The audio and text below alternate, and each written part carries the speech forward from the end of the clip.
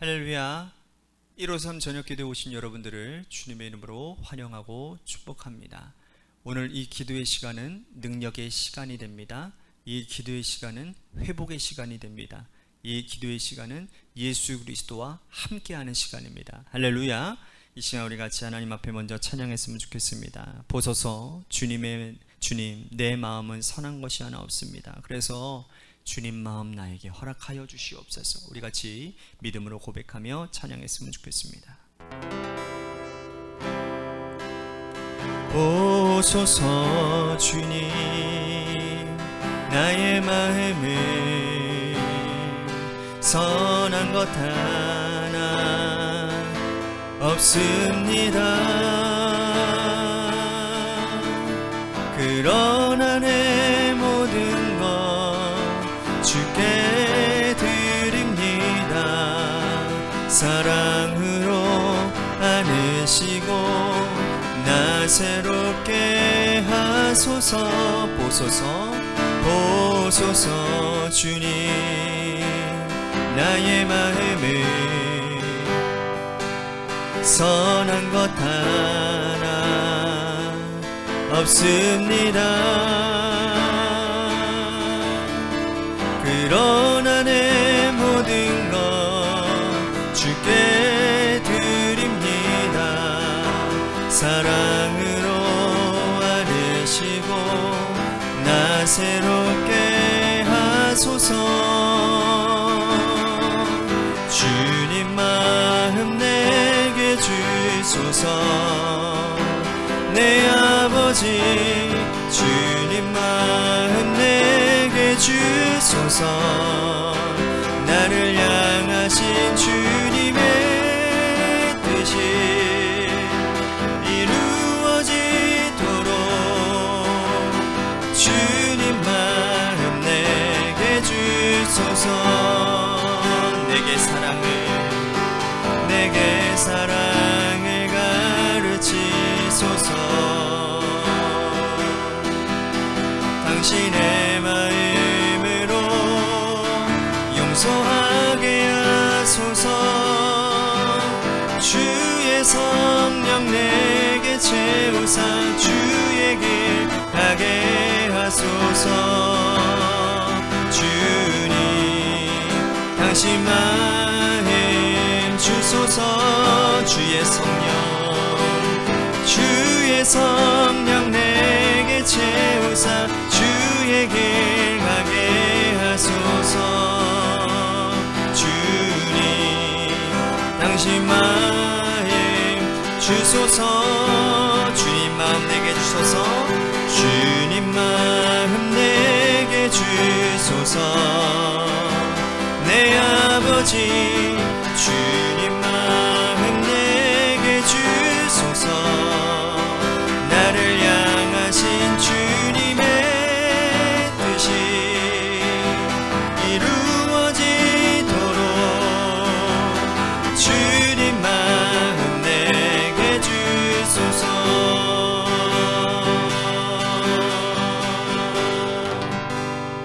기도하겠습니다.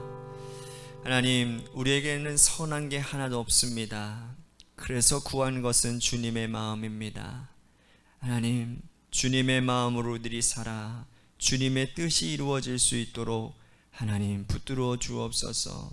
나의 삶의 자리 가운데 무너진 그러한 삶의 자리가 주님의 마음이었기 때문에 그러한 줄로 믿습니다. 하나님, 이 시간, 이 저녁 시간을 통하여 일하여 주옵소서. 사랑이 많으신 예수님 이름 받들어 간절히 축복하며 기도하옵나이다. 아멘. 오늘 이 저녁 시간에 하나님이 우리들에게 주신 말씀 보도록 합니다. 고린도 후서 6장 말씀 보도록 합니다. 6장 1절서부터 말씀 보도록 합니다. 1절서부터 우리 10절 말씀까지 보도록 하겠습니다. 1절부터 10절 말씀 우리 같이 한 목소리로 다 함께 봉독하겠습니다. 시작.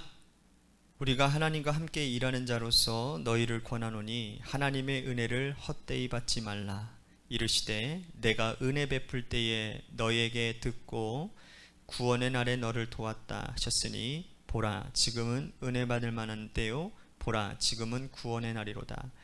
우리가 이 직분이 비방을 받지 않게 하려고 무엇에든지 아무에게도 거리끼지 않게 하고 오직 모든 일에 하나님의 일꾼으로 좌천하여 많이 견디는 것과 환난과 궁핍과 고난과 매맞음과 갇힘과 난동과 수고로움과 자지 못함과 먹지 못함 가운데서도 깨끗함과 지식과 오래 참음과 자비함과 성령의 감화와 거짓이 없는 사랑과 진리의 말씀과 하나님의 능력으로 의의 무기를 좌우에 가지고 영광과 욕됨으로 그러했으며 악한 이름과 아름다운 이름으로 그러했느니라.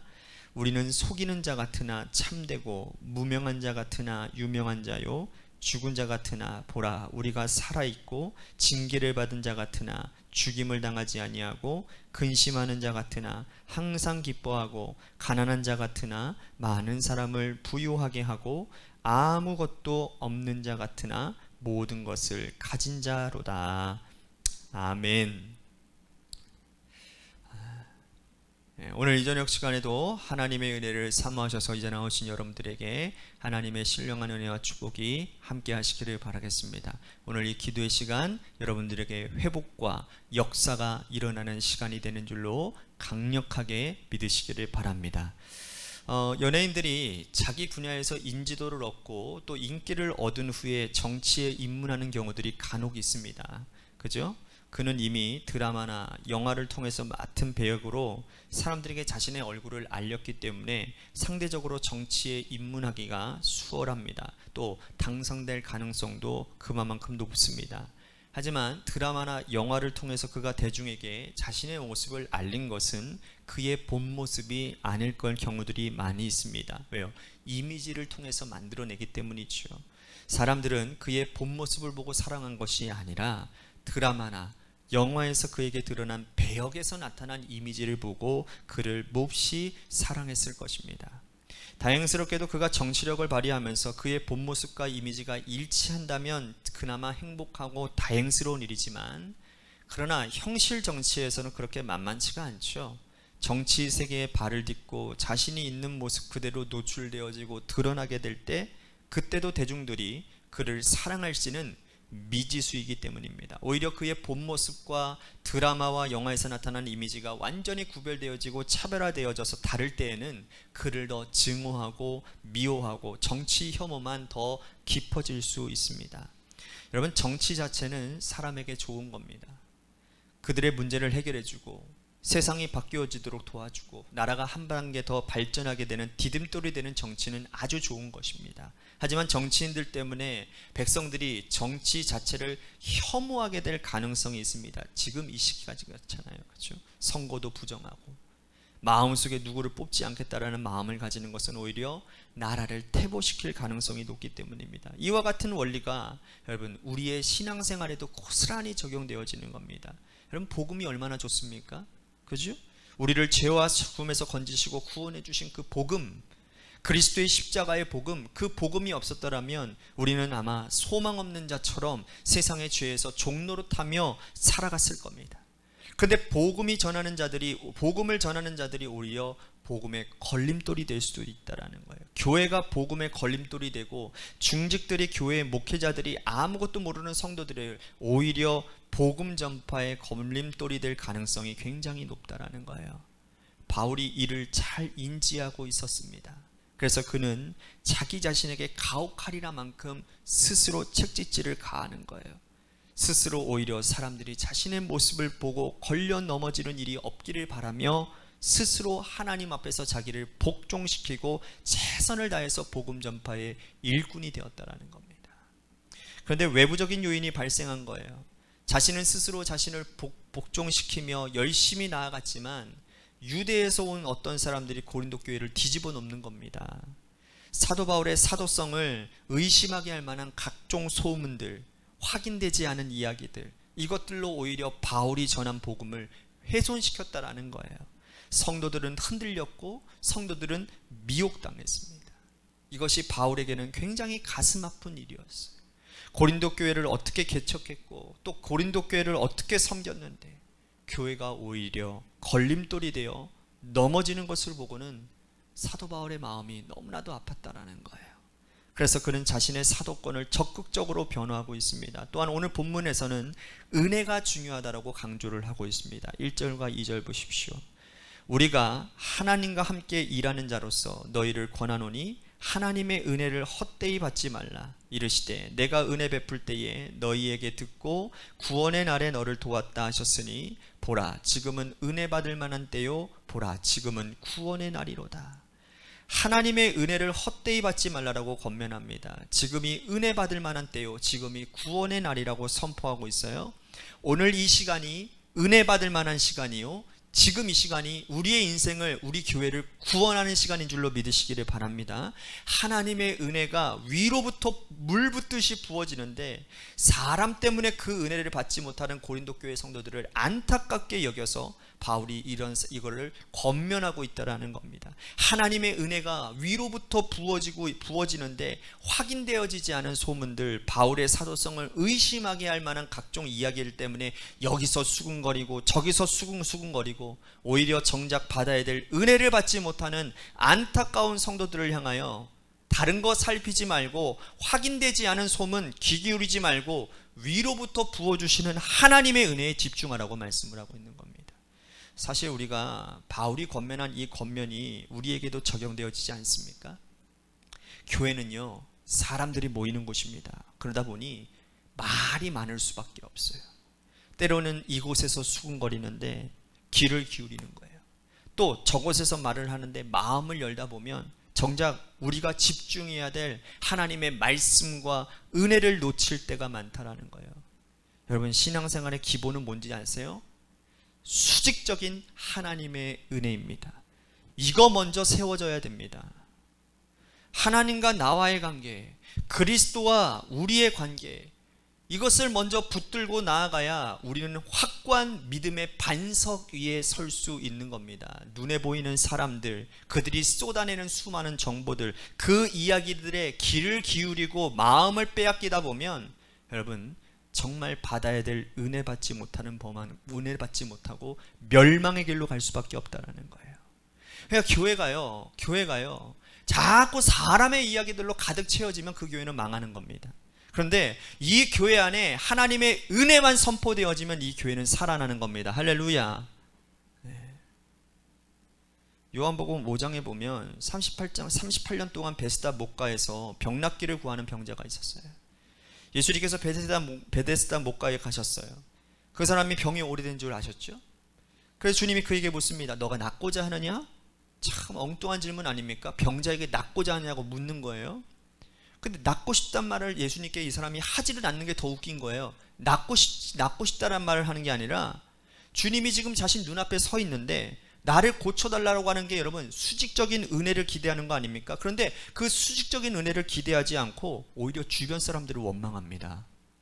물이 동할 때 사람들이 먼저 들어간다라는 거예요. 나를 못에 넣어줄 사람이 없어서 내가 지금까지 이 모양 이 꼴이 되었다라는 겁니다. 오히려 주변 사람들을 원망하고 있는 거예요. 예수님께서 자신의 눈앞에서 지금 낫고자 하느냐 물으시는데도 불구하고 은혜를 구하지 않는 거예요. 여러분 이 사람의 모습이 우리의 모습 같지 않습니까? 은혜를 먼저 사모하시기를 바랍니다. 하나님의 은혜는 매일같이 강같은 은혜로 비같은 은혜로 우리들에게 부어지는데 주변 보느라 사람 의식하느라 사람 말 듣느라 은혜 받지 못하고 있다면 우리들에게는 이보다 더 큰 손해가 어디 있겠냐라는 거예요. 은혜 받는 일에 집중하십시오. 은혜 받는 일에 집중하십시오. 그 다음 바울이 자기 자신이 어떻게 목회했는지 고린도 교회를 목회할 때는 이같이 수상이 밝히지는 않았지만 이제 교인들이 바울의 사도성을 의심하면서 바울 때문에 걸려 넘어지는 것을 보면서 자신이 어떻게 목회했는지를 소상히 밝히고 있습니다. 3절에서 7절 말씀까지인데요. 여러분 길니까 그냥 간단하게 스킵할게요. 여러분 바울이 이렇게 상세하게 자기가 고린도 교회에서 어떻게 목회했는지를 한 단어 힘주어 말하는 이유는 뭡니까? 이 직분이 아무에게도 비방받지 않게 하려고 이렇게 목회했다라고 말씀을 하고 있는 겁니다. 우리가 이러한 바울의 정신을 목회자들이나 교회 중직자들이 가져야 될 것 같습니다. 나의 삶이 혹여나 걸림돌이 되어 성도들의 믿음이 성장하지 못하고 걸려 넘어진다면 하나님의 심판대 앞에 섰을 때 어마어마한 무시무시한 책망을 받게 되지 않을까. 저는 그래서 날마다 하나님 앞에 회개하는 겁니다. 두려워서. 우리의 삶이 교회 중직의 모습이 목회자의 일거수일투족이 사람들의 믿음을 오히려 세우지 못하고 그들을 걸려 넘어지게 한다면 회개해야지요. 그리고 여러분, 그러한 모습이 보인다면 비난하는 것이 아니라 그 사람을 위해서 기도해 줘야죠. 기도로 세워줘야죠. 은혜로 세워줘야죠. 할렐루야. 바울은 그 자신이 이렇게 조심하고 이렇게 수고로이 목회를 했음에도 불구하고 외부적인 요인으로 인해 교회가 어려움을 겪는 것을 굉장히 안타깝게 여겼다라는 거예요. 우리 스스로도 나 자신의 삶을 살피고 또 살피고 최선을 다해서 걸림돌이 되지 않기 위해 노력을 해도 언젠가는 외부적인 문제가 발생할지 모른다라는 겁니다. 그렇잖아요. 그러나 우선 우리 스스로가 복음 위에 굳게 서야 돼요. 믿음이 어리고 연약한 자들이 있을 수 있어요. 그렇지만 여러분, 우리가 그러한 상황 가운데서 그들에게 버팀목이 될 수 있는 우리들이 먼저 믿은 자의 삶을 주님 안에서 부끄러움 없는 일꾼으로서 살아가게 될 때 하나님 그것 가운데 일하시지 않겠습니까? 오늘 저와 여러분들이 기도해야 될 제목 아니겠어요? 이제 바울은 목회자인 우리가 마음을 열었으니 성도인 너희도 마음을 넓히라고 권면하고 있습니다. 11절과 13절 보십시오. 고린도인들이여 너희를 향하여 우리의 입이 열리고 우리의 마음이 넓어졌으니 너희가 우리 안에 좁아진 것이 아니라 오직 너희의 심정에서 좁아진 것이니라. 내가 자녀에게 말하듯 하노니 보답하는 것으로 너희도 마음을 넓히라. 상호 양자 간의 마음을 넓히자라고 권면하는 겁니다. 사실 목회자인 바울 입장에서 보면 서운할 법도 하지 않겠습니까? 내가 고린도 교회를 어떻게 목회했는데 내 진심 몰라주고 외부에서 본 어떤 사람들에 미혹되어져서 나의 사도성을 의심하는 자들이 이렇게 교회를 많이 혼란스럽게 하다니 서운할 법도 하지 않아요?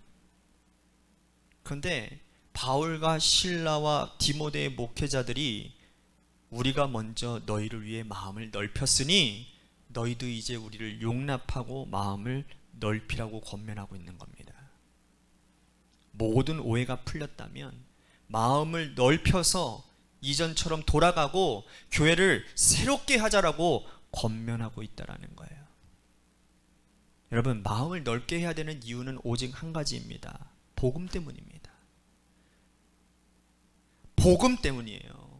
복음 전도를 위해서 우리들이 좁혀져 있는 마음을 넓히고 폭을 넓히고 하고 오히려 그 때문에 나도 걸려 넘어지고 나와 함께한 자들도 걸려 넘어지지 않도록 마음을 넓히라는 겁니다. 바울이 권면한 것처럼 성도의 입장에서는 우선 복음과 은혜를 사모하시고 중직자들이나 목회자, 오래 믿은 분들은 믿음이 연약한 자들의 모습을 먼저 기억하고 우리가 복음 위에 굳게 서서 서로 상자 양호 간에 마음을 넓혀서 복음 사역에 걸림돌이 되지 않는 그러한 사역을 하게 될 때 하나님의 교회는 흔들린다 할지라도 흔들림 가운데서 사단이 판을 치는 게 아니라 더욱더 은혜가 넘치고 그 위기 가운데 기회를 삼아서 교회가 더 새로워지는 놀라운 은혜가 있게 되는 줄로 믿으시기를 바랍니다. 하나님, 오늘 저나 함께 예배하는 모든 사람들에게 또한 우리 관악교회 모든 성도들에게 주님의 마음을 주십시오. 넓은 마음을 주십시오. 서로 간의 연약함 가운데 그 연약함을 토대로 해서 사람을 정죄하고 비난하는 그런 것들이 아니라 넓은 마음 가운데 하나님, 우리들이 그리스도의 사랑으로 연합되어져서 하나님의 새 일들을 이루어가는 교회가 되도록 인도해 주시옵소서라고 오늘 말씀을 생각하며 우리 같이 기도했으면 좋겠습니다. 또 한 가지 우리 같이 기도할 것은 우리 김호중 권사님과 우리 하소미 하이미를 위해서 기도해 주시고, 마지막으로 여러분들의 삶의 자리와 여러분들의 자녀들을 위해서 기도해 주시기를 바랍니다. 우리 같이 노래 끝날 때까지 10분입니다. 딱 10분만이라도 여러분들 계속 기도해 주시기를 바라겠습니다. 기도하시겠습니다.